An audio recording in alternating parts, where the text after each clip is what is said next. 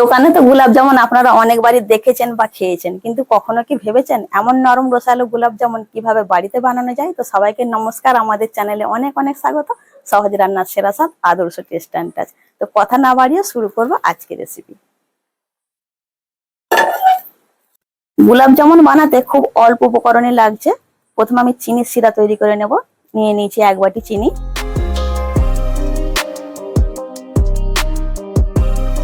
দিয়ে দেবো ওই বাটির মাপে 1 বাটি জল।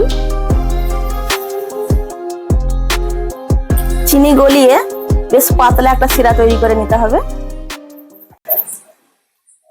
এদিকে চিনির শিরা ধীরে ধীরে ফুটতে থাক, আর আমি এদিকে আটা আর গুঁড়ো দুধের একটা ডো বানিয়ে নেবো। বন্ধুরা অবশ্যই কিন্তু এখন এদিকে আপনারা খেয়াল রাখবেন। দিয়ে দেবো 1 বাটি আটা, ওই বাটির 1 বাটি গুঁড়ো দুধ,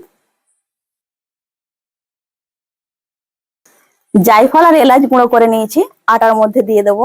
আটার যে গন্ধ থাকে সেটা কেটে যায়, আর গোলাপ জামুনের স্বাদ ও সুগন্ধ দুটোই বেড়ে যায়। এলাচ আর জায়ফলের গুঁড়োটা আমি আটার মধ্যে দিয়ে দেবো। দিয়ে দেবো 1 চিমটি মতো বেকিং সোডা। বেকিং সোডা দেওয়ার পর সমস্ত কিছু খুব সুন্দর করে মিশিয়ে নেব শুকনো অবস্থায়।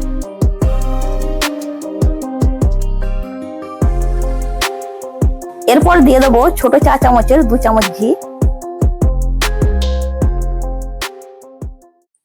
এখানে বন্ধুদের একটা কথা বলে রাখি, সাদা তেলের জায়গায় ঘি আর বেকিং পাউডারের জায়গায় বেকিং সোডা ব্যবহার করলে সব থেকে ভালো হয়। সবকিছু একসঙ্গে খুব ভালো করে মিশিয়ে নেব। মেশানো যত ভালো হবে গোলাপ জামুন তত ভালো হবে। এখানে একটু সময় ধরে এরকম করে হাতে ঘষে ঘষে আটাটা মাখিয়ে নিতে হবে। এরকম করে হাতে যখন ডলা করবেন দেখবেন ডলা হয়ে যাচ্ছে, হালকা করে চাপ দিলে পুরো ঝরে পড়ে যাচ্ছে, তখনই বোঝা যাবে যে গোলাপ জামুনের আটা পুরো ঠিকঠাক ভাবে রেডি হয়েছে। শুকনো আটা আমার খুব ভালোভাবে মেশানো হয়ে গেছে। এবার আমি দুধ দিয়ে মাখিয়ে নেব। আপনারা চাইলে জল দিয়েও মাখিয়ে নিতে পারেন, কিন্তু আমি এখানে দুধ দিয়ে মাখিয়ে নেব। অল্প অল্প করে দিয়ে মাখিয়ে নেব, এক চোটে বেশি দেব না।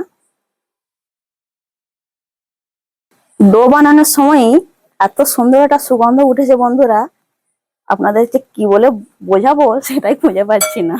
এই যে একটা আঠা আঠা ভাব চলে এসছে, এখানেই বুঝে নিতে হবে যে গোলাপ জামুনের ডো পুরো ঠিকঠাক ভাবেই রেডি হচ্ছে। অনেকেরই গোলাপ জামুন বানাতে গিয়ে ফেটে যায়। এরকম ভাবে ডলে ডলে একটু ডোটা বানিয়ে নেবেন, তাহলে গোলাপ জামুন ফেটে যাওয়ার সম্ভাবনা থাকবে না। এই দেখুন বন্ধুরা, এই থিকনেসটা আনার জন্য আপনারা অতি অবশ্যই অল্প অল্প করে দুধ দিয়ে ডোটা বানিয়ে নেবেন। আমার ডো বানানো হয়ে গেছে, এখন 5-7 মিনিটের জন্য ঢেকে রেখে দেবো। চিনির শিরা খুব সুন্দর রেডি হয়ে গেছে। কিছুটা গোলাপ জল দিয়ে গ্যাস অফ করে ঢাকা দিয়ে রেখে দেবো। অল্প কিছুটা ঘি নিয়ে 2 হাতের তালুতে বেশ ভালো করে ঘষে নিয়েছি। এইবার আসি গোলাপ জামুন বানানোর পর্বে। ছোট করে কেটে নিয়েছি, 2 হাতের তালুতে নিয়ে গোল করে গোলাকার শেপে বানিয়ে নেব। আপনারা চাইলে ডিম্বাকার শেপেও বানিয়ে নিতে পারেন। আমি আজকে সবগুলোই গোলাকার শেপে বানিয়ে নেব। গোলাকার শেপে বানালে কি হয় বন্ধুরা, এদিক ওদিক ঘুরিয়ে ভাজাটা ভালো হয়, তাহলে তার কালারটা খুব সুন্দর আসে, চারিদিকে সমানভাবে হয় একদম। গোলাপ জামুন আপনারা যখন বানাবেন তখন খুব বেশি বড় করবেন না, কারণ ওটা তেলে ভাজার সময় ফুলে ওঠে, আর বেশি বড় করলে অনেক বড় বড় হয়ে যাবে। 2 হাতের তালুতে বেশ ভালো করে ঘুরিয়ে ঘুরিয়ে গোলাকার শেপ দিয়ে নিয়েছি। দেখুন কত সুন্দর হয়েছে। এইভাবে রেখে দিতে হবে। কড়াইতে দিয়ে দেবো সাদা তেল। সমস্ত গোলাপ জামুন গোলাকার শেপে বানিয়ে নিয়েছি। এদিকে তেল একদম হালকা আঁচে গরম করে নিয়েছি। এবার একে একে তেলের মধ্যে দিয়ে দেব। সব একে একে সাজিয়ে দেব। প্রথমেই আমি নাড়াচাড়া দেব না, নিজে থেকেই ভেসে উঠবে। এই দেখুন বন্ধুরা, একদম হালকা আঁচে আমি সবগুলো সাজিয়ে দিয়েছি। যখন নিজে থেকে ভাজা হয়ে ভেসে উঠবে তখন আমি গ্যাসের আঁচ বাড়িয়ে দেব।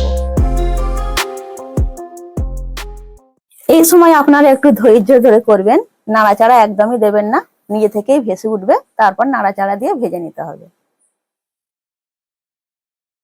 3 থেকে 4 মিনিট থাকার পর দেখুন বন্ধুরা ধীরে ধীরে ভাসতে শুরু করেছে এবং ফুলতেও শুরু করেছে।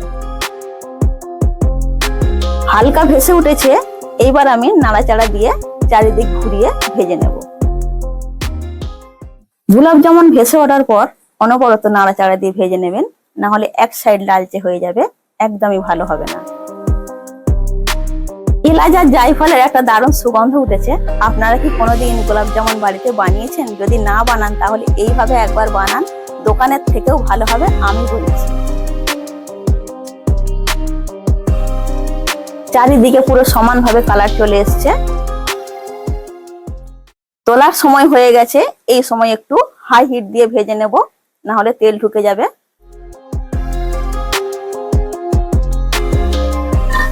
সব এরকম লালচে করে ভেজে তুলে নিয়েছি। চিনির শিরা গরমে বসিয়ে দিয়েছি। এবার ভাজা গোলাপ জামুন চিনির শিরার মধ্যে দিয়ে দেবো। এরকম ভাবে হাতে নিয়ে দেখতে হবে হালকা গরম লাগছে, ঠিক ওই সময় চিনির শিরার মধ্যে দিয়ে দিতে হবে।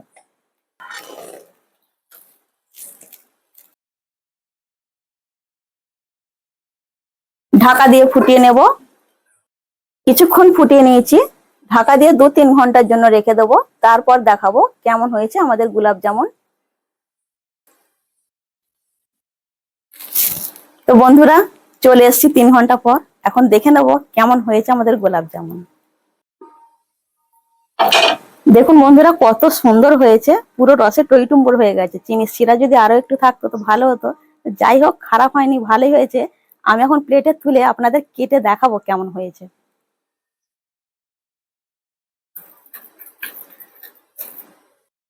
তো বন্ধুরা, দেখতেই পেলেন গোলাপ জামুন রেসিপি কত সহজেই হয়ে গেল। তো দেরি না করে আপনারাও বাড়িতে চটপট বানিয়ে ফেলুন। আজকের ভিডিও এখানেই শেষ করছি। আপনারা ভালো থাকুন, সুস্থ থাকুন। আবার দেখা হচ্ছে নতুন স্বাদ ও গল্প নিয়ে। এটাই আদর্শ টেস্ট সেন্টার, সহজ রান্না সেরা স্বাদ।